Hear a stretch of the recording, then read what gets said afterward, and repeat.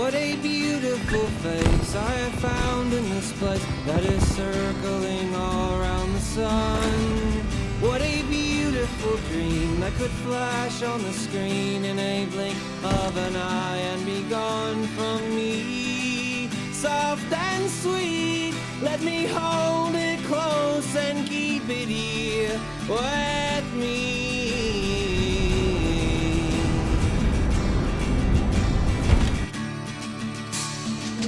And one day we will die, and our ashes will fly from the aeroplane over the sea.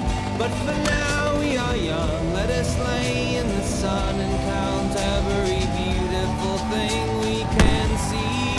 Love to be in the arms of all I'm keeping here with me.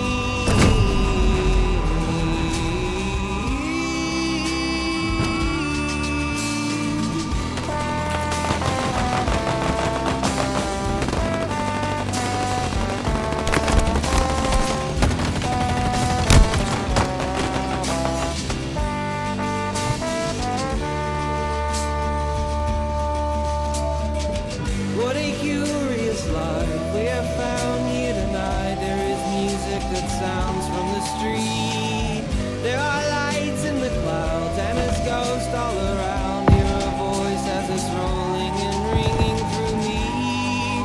Soft and sweet, how the notes all bend and reach above the tree.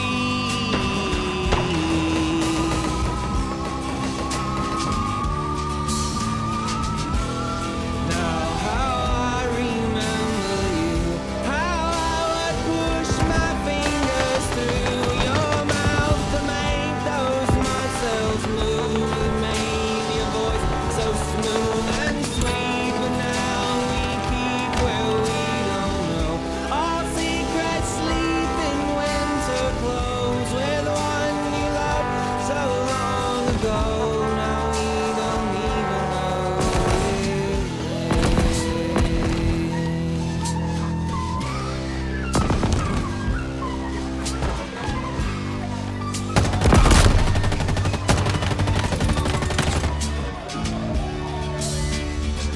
What a beautiful face I have found in this place that is circling all around the sun.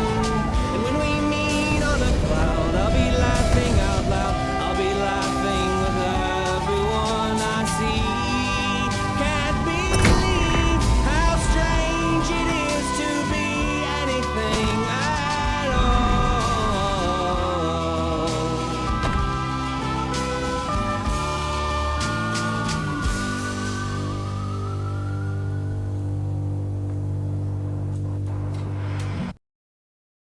All right, so here it is. I'm definitely not going to admit how long this took me to make, but yeah, now that it's done, I'm actually very happy with how things turned out. It is technically a remake, or I guess reimagine, whatever. It's one of those of map I made way back in, I guess, 2012 for Reach. Same name. But the budget just did not allow for making this the way that I would want it to look. The hell section was basically just a particularly rocky part of the Forge world with a bunch of random explosions going off to make it more hell-like. But yeah, as soon as I saw that they had all these new tools, just the amount of things that would be possible in Infinite's Forge when it finally came out, I knew I was going to have to do a remake of this because I had always, probably my favorite concept, at least from the beginning. I had a lot of fun with that map, but it just never looked exactly the way that I wanted it to. So right from the beginning on this, I wanted to get the three big kind of epic set pieces in place. Those being the giant bottomless pit to hell, the temple, the landing plate down here, which kind of go together, and then the teleporter back up to heaven. So I got those in. I got the logic for the teleporter functioning first because it was just taking you back up to the top of the cylinders that make the tube. basically what it's doing is every time someone goes through, it's resetting the position to 1 of 8, which are upstairs, which we can look at in a second. The way this teleporter is working is actually a little bit funny because whenever they were coming through this detection zone, I would have to deal with the fact that they weren't oriented in the proper way to be facing, since there are 8 different receiver positions for the receiver node up here, that they, be facing the wrong direction. So I tried to fix it by changing the players, orientation as or right after they were going through it. That was causing all kinds of weird reactions and made the frame, the screen was bugging out. Lots of stuff, lots of complications. Seemed like it might cause the path to get thrown off sometimes. So the workaround for that is actually that as they go through this, these slip space FX have a feature that blacks out the screen when you get within a certain range of them. And so whenever you go through this detection area, it's actually for like 1 frame sending you way out back behind the map to be picked up by this receiver teleporter. So you're teleported to here by scripting. It throws you into here with the momentum you're going to have when you come out at the top. This is blacked out because you're by another one of these things. And then it puts you up here because this one is set to have you oriented in the direction that you go into it. And so that way, as here it is, the invisible teleporter, this thing switches position to 1 of these 8 arrows every time you go through, and you're always aimed directly at the map as you're coming in. So as soon as I had the 3 big elements in place, the 3 major set pieces, then from that point forward, most of the effort for the rest of the build was just trying to make the map as competitively viable as possible given those 3 elements. Because whenever I do these, I don't want to just make something that looks cool or something that has 1 or 2 gimmicks that you can run through a couple times and then it'll get old because you're not really playing a game. I want to make it so that there can be, basically play like a regular objective game, except just with some really epic moments thrown in there, where you can, instead of having some guy randomly spawn, run out and kill the flag carrier to end the game, you'll have somebody flying out of the sky back into heaven that has 1 last second shot at them, or, gets knocked into the pit while trying to claim the flag again. It just add, scale it up, but also keep it so it's understandable and as competitive as possible. And so the way to do that for this was, it was originally a King of the Hill map, because the one from 2012 was a King of the Hill map. But as I was working on it, I put in the capture the flag objectives as well, and I started to realize it actually works. I really like the way that the capture the flag works in this, because it functions as basically a combination of capture the flag and King of the Hill, where since every time somebody's killed, they're sent back to hell. So I'll go down there and look at them in a little bit, but there are 10 different respawns up along this hill. They each have kind of their own channel coming out, so you get a decent run out before you're in the thick of things. But so you can try and, somebody's going to have to progress the flag. The movement speed's turned down if you use the game type. But you can try and hold heaven, especially this interior ring of heaven, as if, basically you're playing a big zone King of the Hill, because everybody's going to be coming in from these 8 points on the outside. Once they land in, they'll have a quick glimpse coming in of what might be going on in the middle. But once they land, they're not going to have any sight lines at the center of the map. So they're going to have to commit to coming through one of the lower gates or going up and over. And so if you get numbers up here, if you win an early conflict, or you win any conflict, knock them out, you can try and get people up to high ground to basically spot. The more cooperative your team is, the better this is going to work, and the further you can expand it out. But you can, try and sight people coming in, call it out. The way that I did there, the gates are labeled, the interior gates are labeled A through D, but that's not really as useful. I found is On the side with the red flag, all the flowers are red. There are flowers at the base of basically all these palm trees, I think, along with 2 rows at the beginning where the initial spawns are. So you'll see that on all of these 3 sections, it's going to be red. Then the left side of this middle section, they're red along that tree line, nothing in the middle. And these are, I don't know, lavender. I mean, they're not technically blue. They're not red. I mean, you'll be able to tell they're not red. So yeah, this is the blue side has, I cannot remember what these flowers are called, but yeah. So the flowers are basically the easiest way to tell where you are right when you're coming into the map or when you're on the inside, because you can also, the trees on either side of the staircases in the middle also have blue or red flowers. The biggest hurdle to overcome when trying to make this play like a understandable competitive game, given the very unusual architecture of the map, was how to balance it out so that people who get control of the upstairs heaven area can't just dig in and run the game out, because obviously you're being sent out of here every time you die. And it puts you, it's basically a very exaggerated kind of high ground you can get on. And so I had to figure out ways to counteract that. The 2 main ones are the power-ups, which I'll get into in a second, and the weapon placement. Because aside from this sword, which comes back very infrequently, kind of goes along with the power-up, there's just assault rifle, pulse carbine, and randomized pistols up here. It's enough to have everyone have ammo, but it's not really any decent ranged options, and no power weapons, as opposed to people coming back from hell who either fell down or respawned back on this kind of volcanic ash hill, I suppose, strewn with rocks, is coming out. The commandos here, they're going to be, these 2 rooms are the primary weapon locations. It's kind of computer room / arsenal, I guess. I don't know how many people really have those, but that's how this one works. And there's BR, stalker rifle, shotgun in this one. It's mangler over here.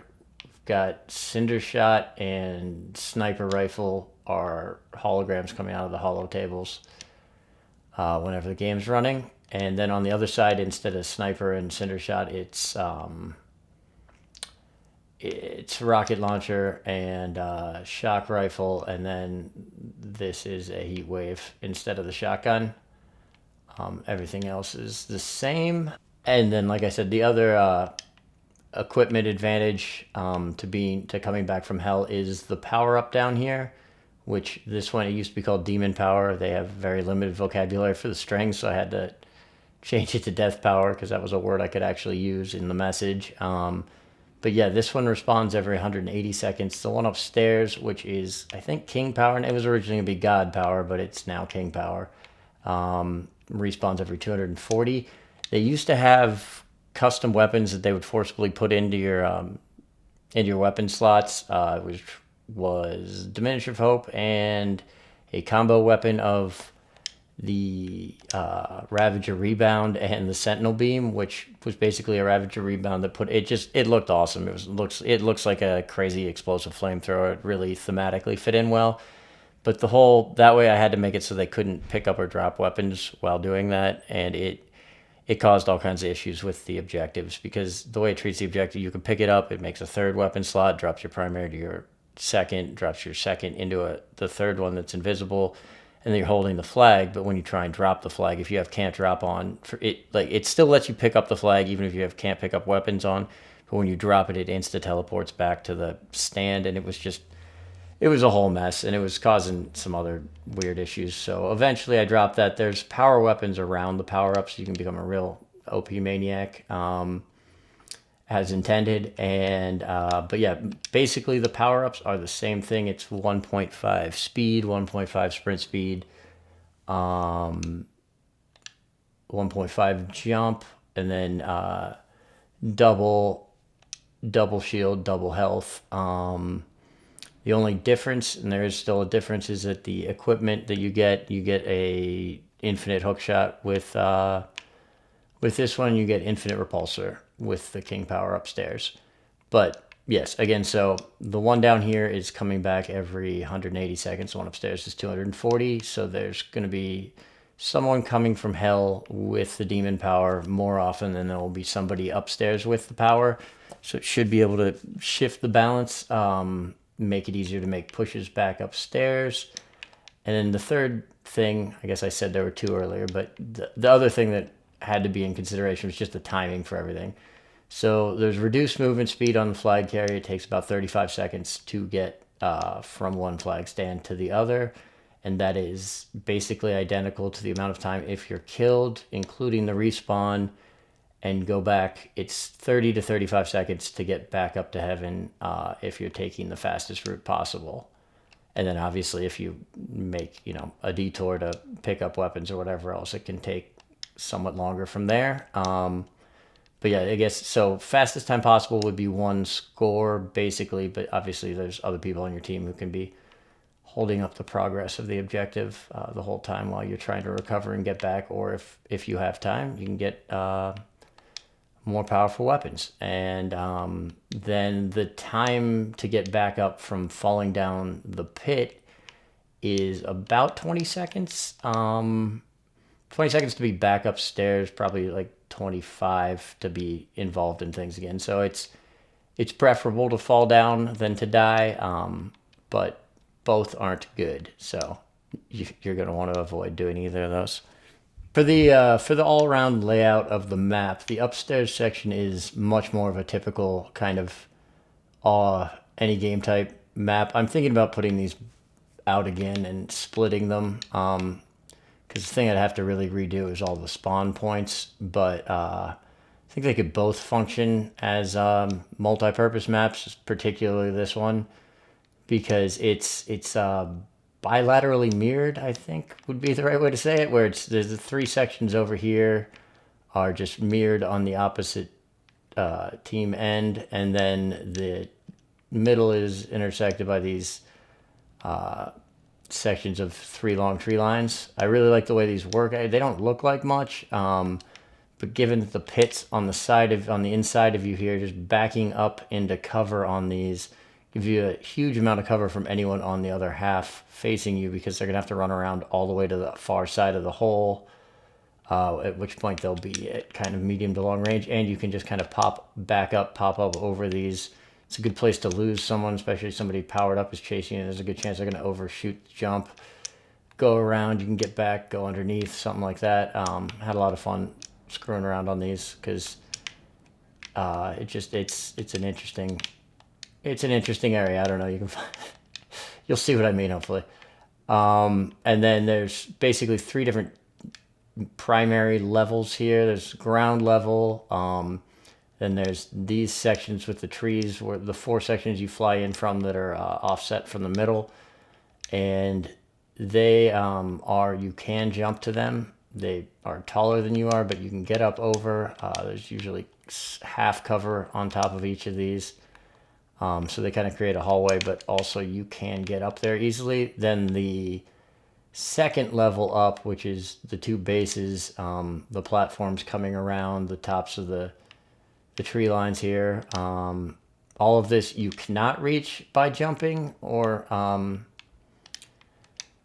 clambering up onto. However, the whole thing's planned out so that if one of the two power-ups is active, anyone who is powered up will be able to clear all these jumps in one jump. Basically, if you have a power-up and you get up here, what you're trying to do is clear all of the enemy team out of the upstairs area and then keep them out, because you can move the objective and you move it slightly faster. I think you can get across in like 30 seconds instead of 35, but that's kind of a waste of the ability, just because what it's really good for is you can reach everywhere on the map. Because as I'm going to get into, there are two higher sections, kind of sniper perches, that do not have a lot of cover, and they're accessible for unpowered players primarily from the outside rim when you're coming in back from hell.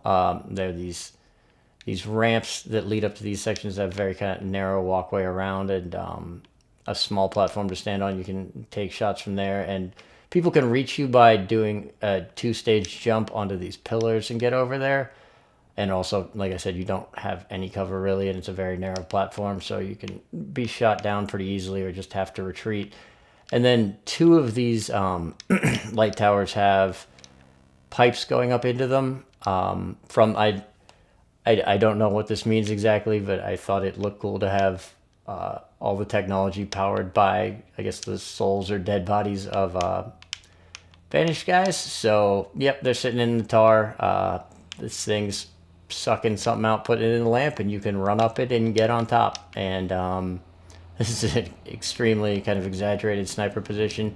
Again, you don't have any cover. It's tough to get, and anyone with a power-up that, as I was saying earlier, can reach you just through a series of normal jumps. It's much easier for them to get up there than unpowered players.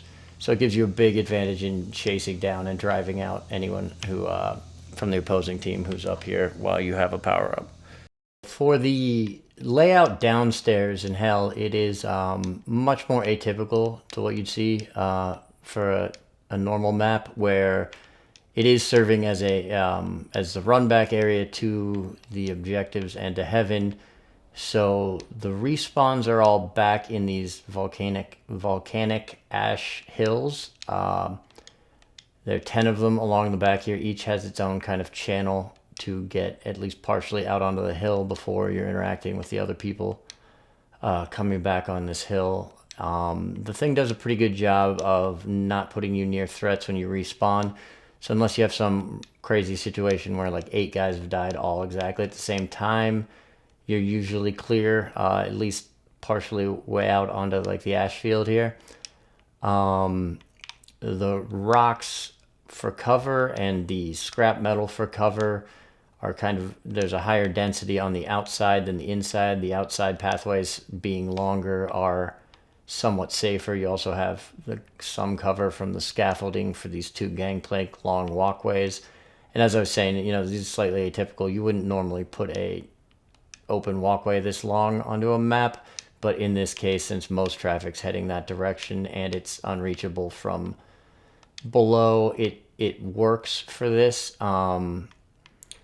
The lava field out in the middle is pretty open. However, the landing dish here, the kind of sacrificial plate, provides cover from above for anyone who's on the rooftop of the temple or the other 2 rooftops. So when you're coming back here, I guess there's 3-4 primary ways back, since it's basically symmetrical on each side. The fastest run back is simply to run straight to either one of these large staircases on the outside and up. However, that leaves you the most exposed to anyone else who's respawning. You're also pretty exposed to people who are looking down from above. However, anyone camping out on the roof will not actually be able to see you coming up the stairs. However, you know, you won't be able to see them either.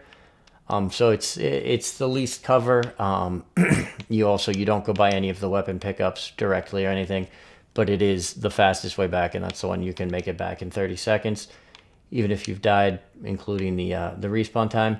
The second way, basically, you can get back is you can either get onto one of these long gangplanks and run in and come through the second floor, and then there's a first floor door, which you can also come through, and it is directly below the gangplank. And there's also, off of this scaffolding that goes out over the lava, a third side entrance over here, second entrance for the first floor. And once you're in here, there's 2 sets of double staircases. The first one takes you up to the elevated second platform that goes all the way around the octagon, and then the second staircase will take you up and out onto the roof. And then finally, if you want the safest route, but it is the longest route, you can take, and this would probably again be for larger games. There's not a ton of traffic down here. You're not going to run into as many problems getting back, even like the medium route and getting the weapons is probably, but if you need to get back up, and just make sure you get back upstairs safe, the best bet will be to go along the outsides and to one of these elevators. Then you hit it. It's got a 3-second travel time to the roof, and from where you get off the elevator, you have a pretty much straight shot with, cover you can jump behind the whole way. over to the launcher and back to heaven. Now this roof section is part of this I really like a lot. I like the way it plays. I kind of wish that it was. That's why, again, I might want to split these into 2 separate maps that can be all-purpose maps, because it's a really there are tons of long sight lines you can see from one roof all the way to the other in certain situations, and the ramped platform in the middle where the launcher is a little higher than head height. The base level is the same for all 3 of these, but there's just a bunch of slightly different elevation tiers on each of them due to the ramps and the kind of catwalks. And so what you end up with is, if you're standing on one of the walkways here, you can see anyone who is at your level or higher on the opposite end, and you can get back out of sightline just by dropping down to a lower level pretty much at any time. You can get up on top of these vents. So there's a lot of cool long-range options. If somebody has a sniper rifle or even a shock rifle or something else, you can obviously get into a real strong position being out on the ends of either of these. And then I'm hoping I can see the way I was testing this out. There were not a lot of instances, because it's usually smaller teams, it's just easier to do. And it's very hard to hold in hell, but I feel like in a larger game, you'll be able to actually hold hell and keep people out of the launcher back up to heaven, which could be, well, clearly, if they're not able to get to where the objectives are, they're not going to be able to score. And especially a team, if they're able to get a hold of the power-up down here and they have control of heaven, could drop down and try and hold here. I think that'd be really cool to see. There's 7 different approach angles to the temple roof, however, including the launcher putting you up there when you're coming out of the back of the temple. So it's going to be very difficult, but it's something that might be worth doing if you're in an advantageous enough situation. And finally, there are 3 guard bots in hell. There are 2 normal ones on the outside. They are locked onto Ravager. They can't pick up weapons. They can't drop weapons. They're always using a Ravager, and they're set to Marine difficulty. So realistically, unless you come around a corner and run into both of them at the same time, they're not going to take you out most of the time. If you're engaged in a fight with someone else, or you're trying to rush back, not paying attention, they're meant to slow you down a bit. They have 12-second respawn, so they're not going to be. It's not a huge deal. It's just a distraction. Thematically, they fit in well because they're constantly launching flames all over the place in hell, which just looks right. And then there is a 3rd bot, which is the Temple Guard, and it's set up so that he spawns only when you've committed to landing on the platform. So basically, if you go stand out here, if he's still alive from killing somebody else, he could still be out there, and you can kill him and get on and get through without having to deal with it. But usually you are going to have to jump in. You're going to have to commit to going onto the platform with him. He's on recruit and set at 75% health. So really, as long as you don't panic and just unload, half of a clip into him, he goes down very easy. But at the same time, he has a sword and he's sprinting at you. So he definitely can't. If he gets to you, he's going to get you.